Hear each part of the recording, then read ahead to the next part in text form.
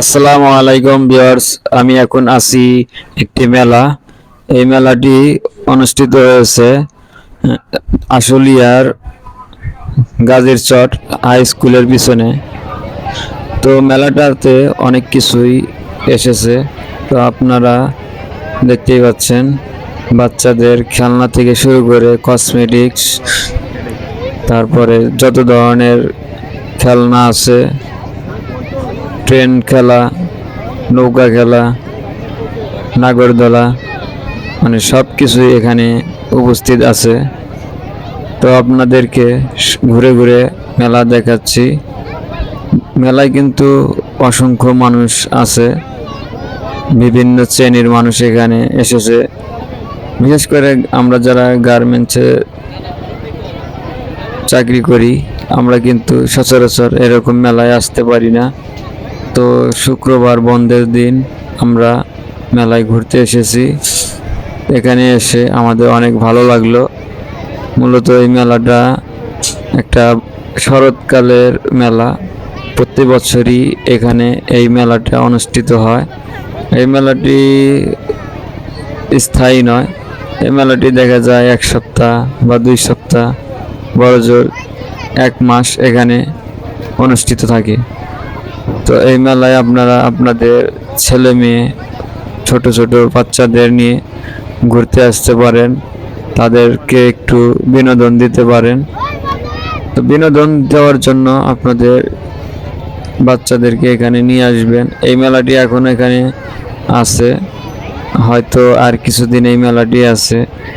তো আপনারা অবশ্যই আসবেন, এখানে মেলায় ঘোরাঘুরি করবেন। মেলায় আসলে সবার মন ভালো হয়ে যায়, বাচ্চাদেরও মন ভালো হয়। যদি আপনার সহধর্মিণী বা আপনার কোনো ছোট ভাই বোন থাকে, তাদেরও এই মেলায় নিয়ে ঘুরে যেতে পারেন।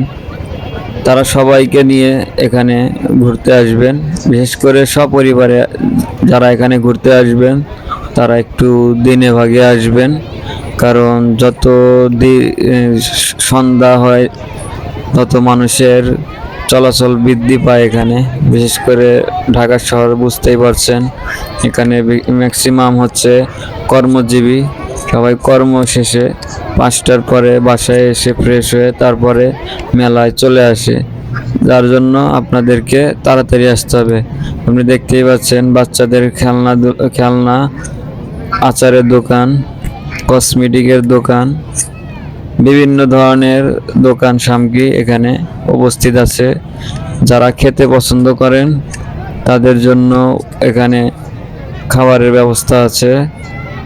আচার দেখতে পাচ্ছেন, পাশেই দেখতে পাচ্ছেন পানের দোকান, হাওয়া মিঠাই, এটা আমাদের খুব পরিচিত। তো ইয়াসিন, তোমার কেমন লাগলো? আমার সাথে আমার ফুফাতো ভাই আছে, ও মেলাতে আসছে। আমরা দুজন ঘুরে ঘুরে মেলা দেখতেছি, সাথে আরেকজন আছে, আপনাদের দেখাবো।